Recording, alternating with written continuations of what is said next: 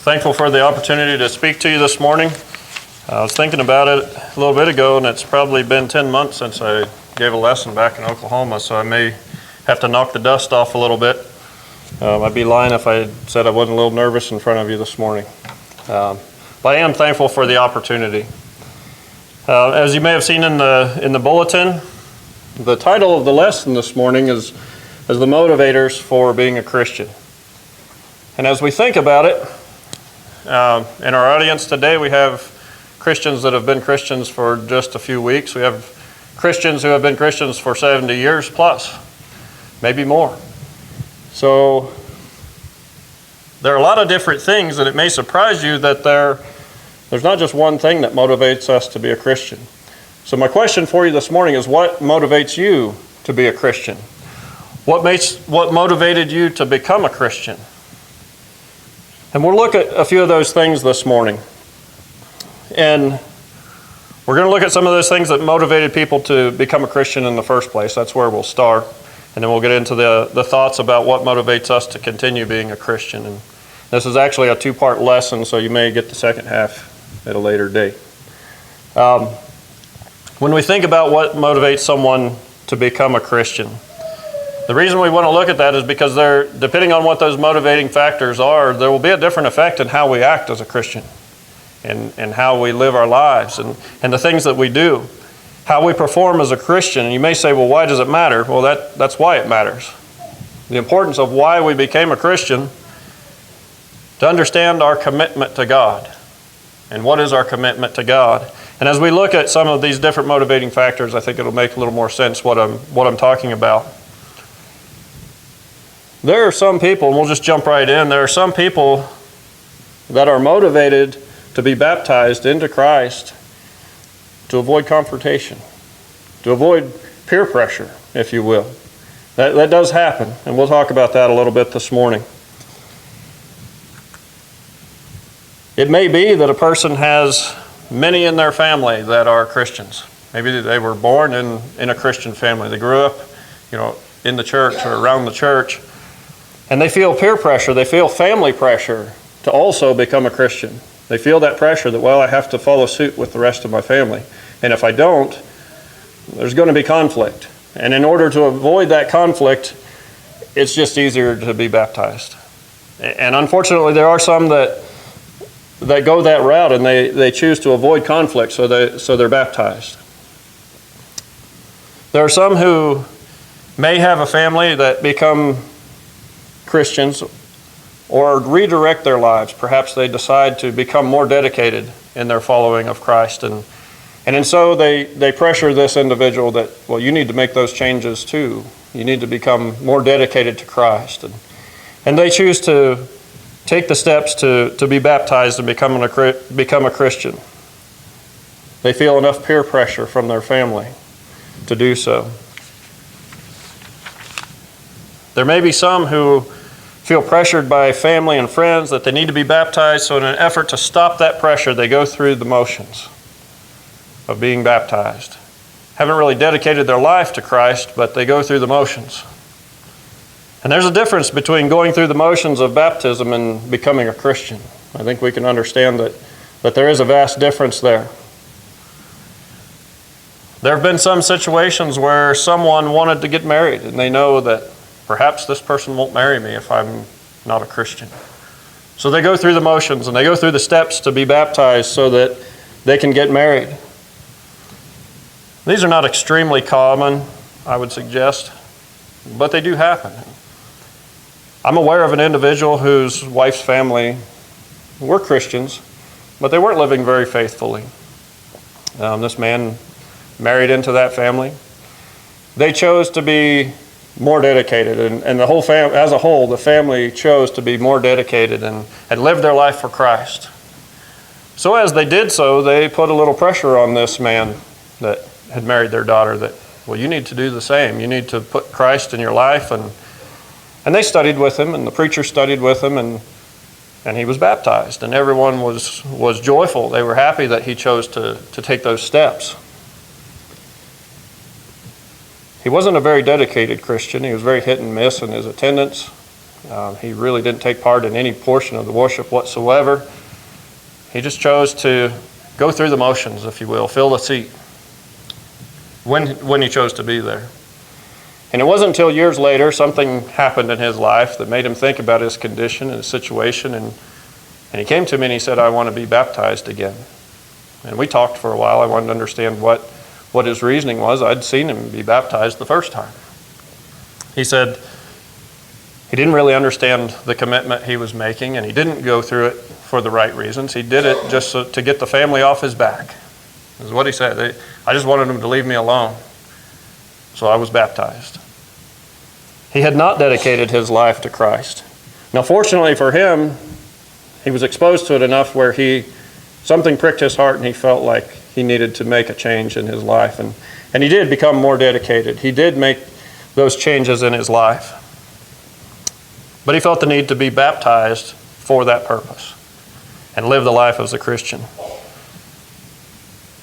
Unfortunately, some don't ever come to that decision for themselves, and they go on putting on the appearance of being a Christian. They've gone through the motions, but they don't ever really devote themselves to Christ.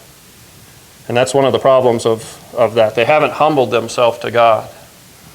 Another situation that I saw firsthand, there was a young man that wanted to marry a girl that I grew up with.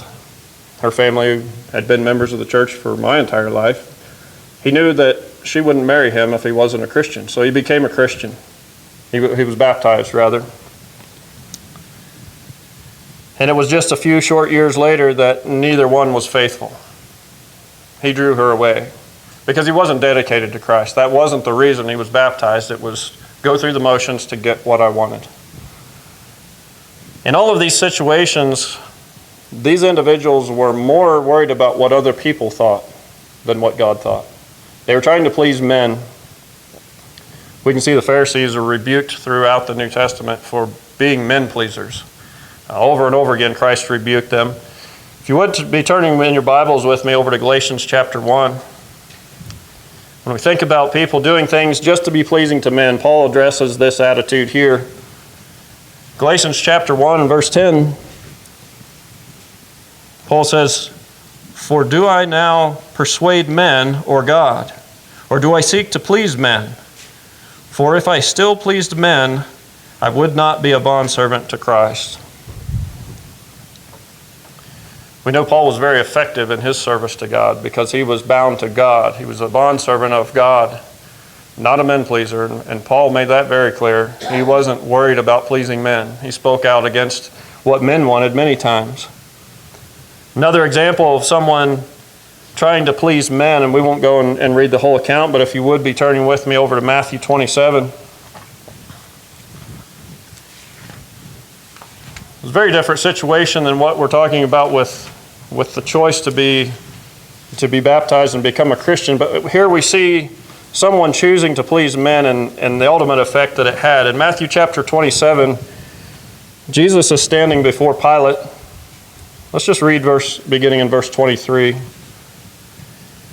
Then the governor said, "Why? What evil has he done?" But they cried out all the more, saying, "Let him be crucified." When Pilate saw that he could not prevail at all, but rather that a tumult was rising, he took water and washed his hands before the multitude, saying, "I am innocent of the blood of this just person. You see to it." And all the people answered and said, "His blood is on us and our children." Then he released Barabbas to them, and when he had scourged Jesus, he delivered him to be crucified. Like I said, I know this is very different subject matter than choosing to be baptized, but the point I'm trying to get to is what can happen when we choose to please men rather than please God, to this extreme that Jesus was crucified because of Pilate's choice. Now that was part of God's plan, and that was going to happen regardless of what Pilate did. But due to Pilate's choice to please men rather than God, that is how it occurred. This is an extreme example of pleasing men, but it's a very different situation. But we need to understand if we're doing something to please men, when it comes to becoming a Christian, if we're just trying to please those around us, as the young man that I talked about, just to get them off our back, So they'll leave us alone about it. We've missed the point. We've not humbled ourselves to God. Let's think about another example. What about those who might be motivated to be baptized to ease a guilty conscience? They're aware of the fact that they have sinned before God. They understand the concept of sin. And they're partly right in this action. So we can't fault them for all of it. I'm talking about the individual who knows they've sinned, they know that they are guilty before God, and they don't like that feeling of guilt. So they choose to be baptized so that feeling of guilt will go away. Like I said, they're partly right, but there's something missing. All of these things will be present in the person that makes the right choice to follow God and to be baptized. They will feel guilt, and that guilt will be taken away.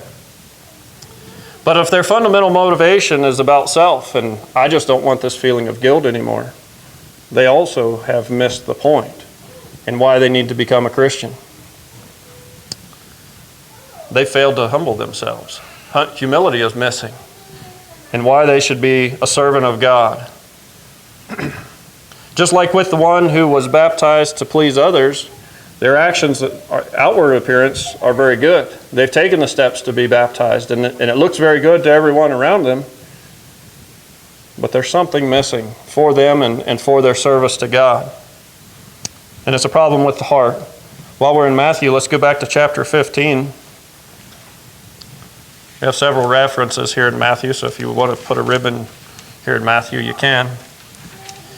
Matthew chapter 15, let's read verses 7 through 9. Jesus here says, "Hypocrites, well did Isaiah prophesy about you, saying, 'These people draw near to me with their mouth and honor me with their lips, but their heart is far from me. And in vain they worship me, teaching as doctrine the commandments of men.'" Here Jesus was specifically talking to scribes and Pharisees for not honoring their father and mother the way they should. But he rebukes them for being men-pleasers, being hypocrites, one who acts in one way, professes to be one way, but their heart is far from him. Their service is not to God, but it's rather to put on a show of what others think. 1 Peter chapter 5. And the problem with all of these individuals that choose to either be pleasers of men, these individuals that choose to become baptized to avoid that feeling of guilt, but they've not really humbled themselves before God, it's going to show up in their life because they're not going to be dedicated to God when things get difficult. In 1 Peter chapter 5, verse 6 says, "Therefore humble yourselves under the mighty hand of God, that he may exalt you in due time." There's a need for us, if we've dedicated our lives to Christ, truly dedicated ourselves to Christ, to humble ourselves. Not worry about what others think of us. Not worry about that feeling of guilt that we just want to get rid of, but rather a service to Him. The problem with this individual is there's no real dedication to God. When times get hard to be a Christian, and they will, there will be difficulties that we face as Christians. Satan will double down, if you will, once he sees our dedication to Him, to the Lord. And when times get hard, this individual who was doing things to please men, who was baptized rather to please men, this individual who was baptized to avoid that feeling of guilt, they won't be able to stand when times are truly tough because their dedication was not to the Lord. Keep in mind, this individual who chose to avoid that feeling of guilt, they knew enough to know that they had sin in their life and that they would answer for that. They knew enough that they needed to do something about it. That's why they had the guilt. But because they had not dedicated themselves to serving God, they could not grow in faith or service to Him. Therefore, they will not be able to stand in these difficult trials. Let's turn back a few pages, if you will, to Ephesians chapter 6.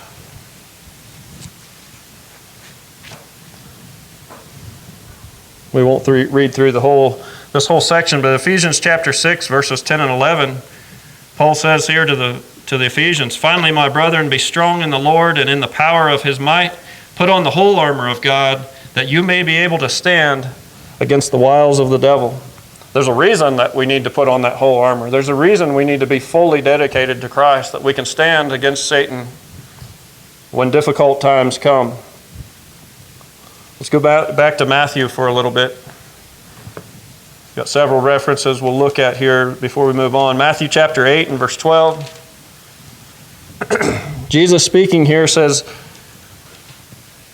"But the sons of the kingdom will be cast out into outer darkness. There will be weeping and gnashing of teeth." Matthew chapter 13, beginning in verse 40.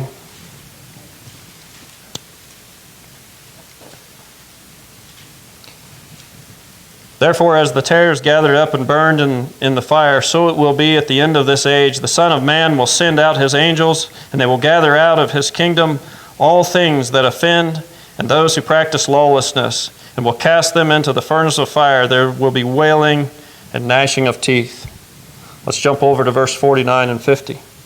"So it will be at the end of the age. The angel will come forth, separate the wicked from among the just, and cast them into the furnace of fire. There will be wailing and gnashing of teeth." Luke chapter 16, for a final example. Luke chapter 16 and verse 23.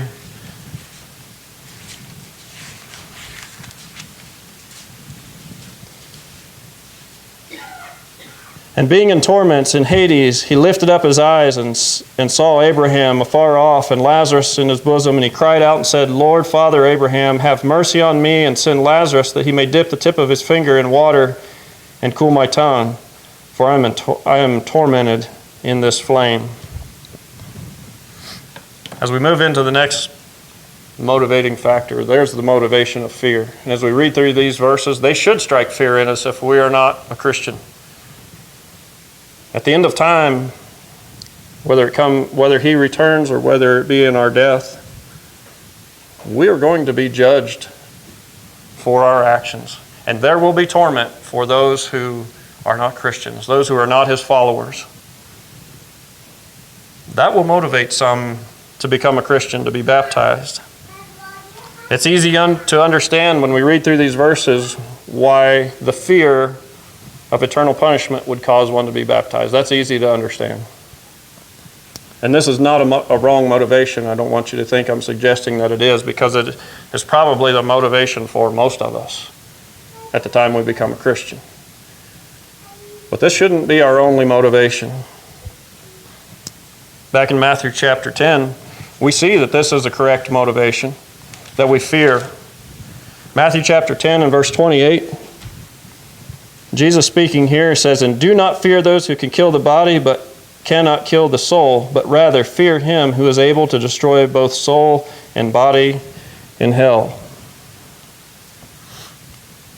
I believe the fear that Jesus is talking about here in Matthew is a little different than the fear of eternal punishment. It's understanding the fear of God, the fear of what God can do and what God will do.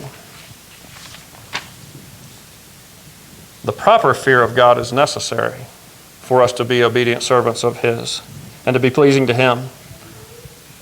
It's part of understanding who he is, what he has done as the creator of this earth, what he's capable of doing, and what he has promised he will do in these other verses that we saw earlier in Matthew. Yes, we should be fearful. We should be afraid of that type of punishment, that eternal punishment.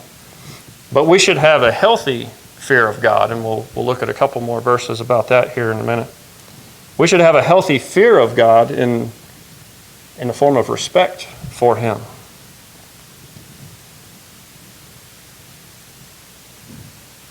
Let's go over to Luke chapter 1. As we think about a different type of fear, and not just the fear of the punishment, but a fear of God, and it doesn't entail necessarily being afraid of him. Luke chapter 1, in verse 50. These are the words of Mary in this song, and she says, "And his mercy is on those who fear him from generation to generation." That gives a little different aspect to fear. His mercy is upon those that fear him. Now, it's not his mercy is on those that are just deathly frightened of him. It's those who respect him. They have enough fear of his ability that they respect him and his power. So while this fear of punishment is natural, more important than that fear is the one of respect of God. The problem is, if this fear of punishment is our only motivation to be a Christian, then we're missing out on a big part of what it means to be a Christian. Some of the blessings that come to us with being a Christian. And we'll talk about that here in just as we go. So what should motivate us? As we move forward, what should motivate me to be a Christian? Why should I want to serve him? Let's go back to 1 John chapter 4.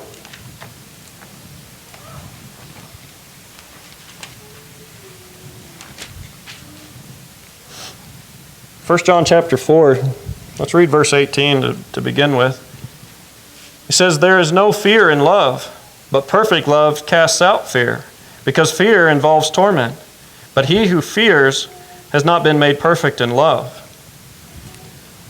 Here I think he's talking about that actual fear of punishment. Not the respect for God that we talked about, the other form of fear. But here he says, there is no fear in love. That should point us in the direction that we're wanting to go with our motivating factors for becoming Christian.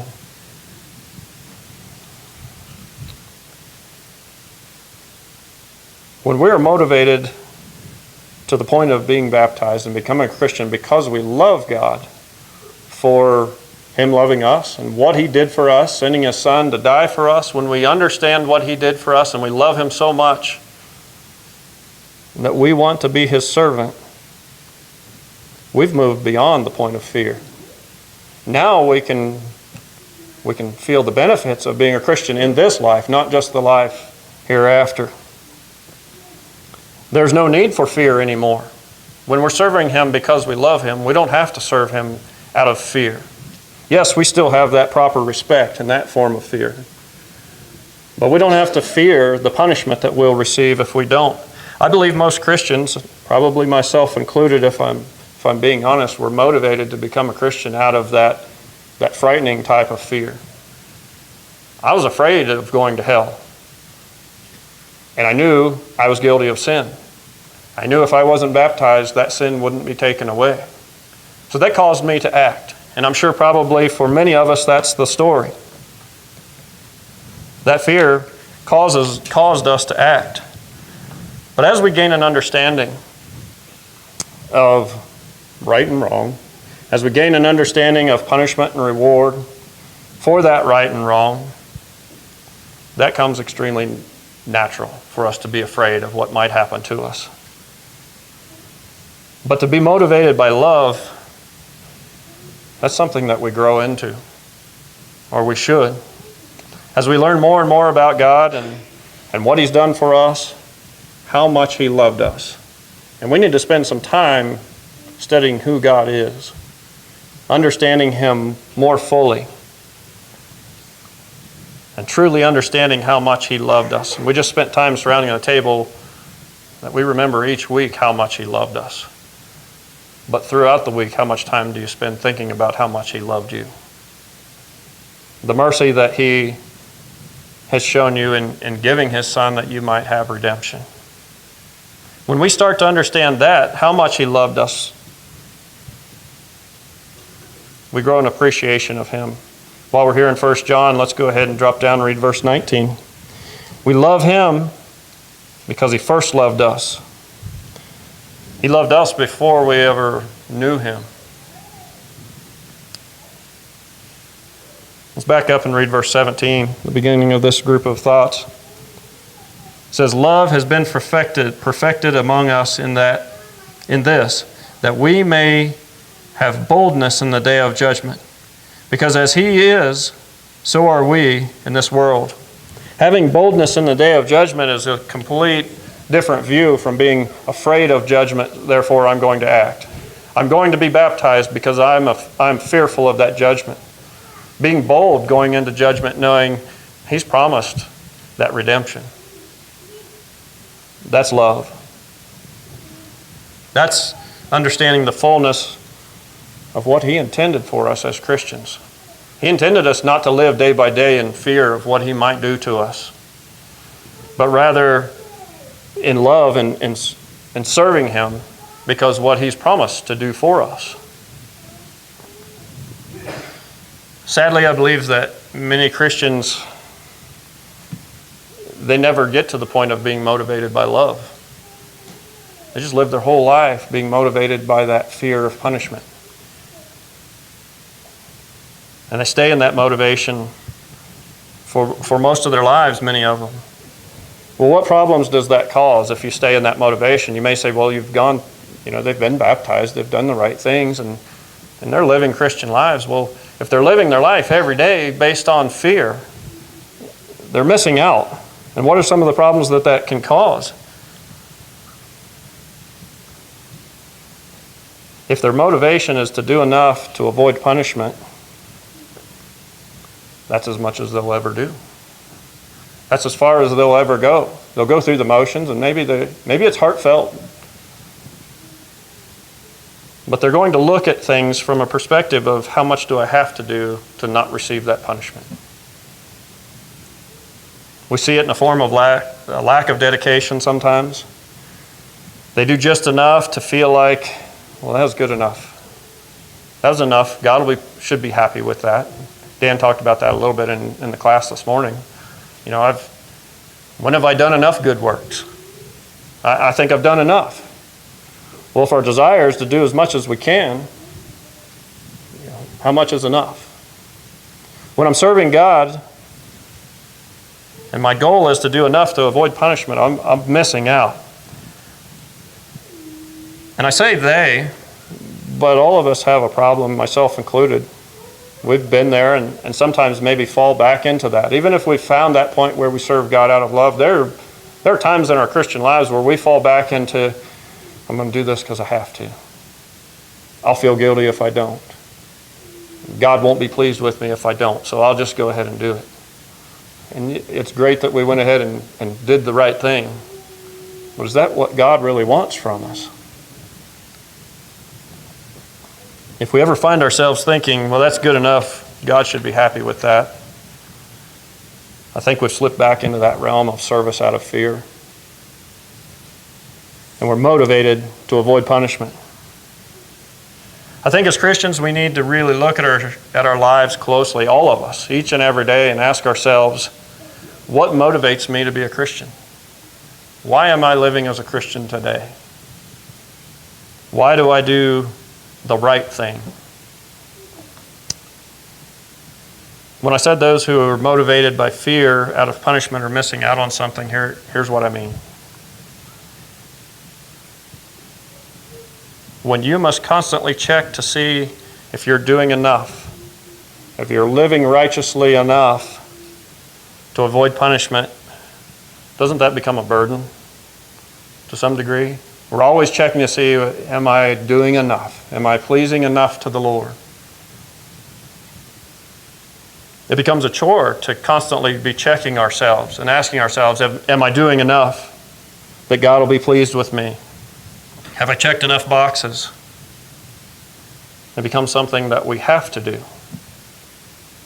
On the contrary, when we're motivated by love for God and being obedient to Him, living righteously is something that we want to do. It's not a chore. It's not something we have to constantly check back to make sure I've done enough. It's something that, what else can I do?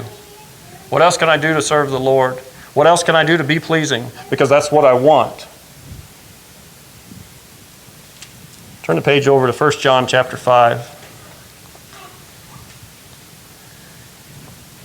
Here we see God's plan for us. 1 John chapter 5, let's read verses 2 and 3. By this we know God, that we love the children of God, when we love God and keep His commandments. For this is the love of God, that we keep His commandments, and his commandments are not burdensome. If it's burdensome for you to be a Christian, you're missing out on the love that he's talking about here. When you're serving him because you love him and you want to be pleasing to him, those things don't seem as a burden. You're happy to be able to do them.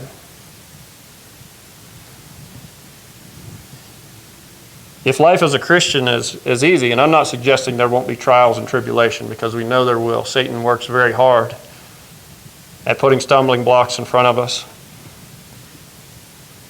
But if it's easy to make the right choice and live righteously, you found it. You found the motivation of love for serving God. Let's go to Matthew chapter 11 once more, and the lesson will be yours.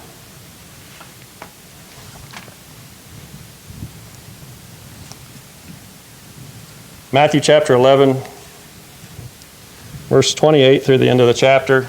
Jesus speaking here says, "Come to me, all you who labor and are heavy laden, and I will give you rest. Take my yoke upon you and learn from me, for I am gentle and lowly in heart, and you will find rest for your souls. For my yoke is easy and my burden is light." As we strive to be Christians, if we have been motivated by the right factors, if we're motivated because of our love for him, serving him will be easy. Christ says it right here. His burden is easy. His yoke is light. If we've not been motivated by the right things, it's going to be difficult. It's going to be a struggle, and we might find ourselves in judgment not being pleasing to him at all, only going through the motions. Like I said, this is something that we grow into as Christians. Most of us, probably all of us, were motivated by fear when we became a Christian. Learning this kind of love takes time, but it takes effort. We could go into a deeper discussion of the gifts of having this proper motivation and what that does for us in our lives here on this earth, not just in eternity, and how it takes growth and time, and that's a lesson for another day. I have a follow-up lesson to this: service out of love or obligation. We can serve Christ because we feel obligated to, and that's basically out of fear of punishment. When we're serving him out of love, our life as Christians will be much more fulfilling for us and much more pleasing to him. So as we draw our thoughts to a close this morning, we always offer up the opportunity for anyone who needs to take the initial steps to become a Christian. Make sure you understand why you're doing what you're doing. It's not motivated by an effort to please others. It's not in an effort to just avoid that feeling of guilt, but rather to serve him like he's asked you to do. If you'd have any other need, prayers of the brethren, please let them be known as we stand and sing.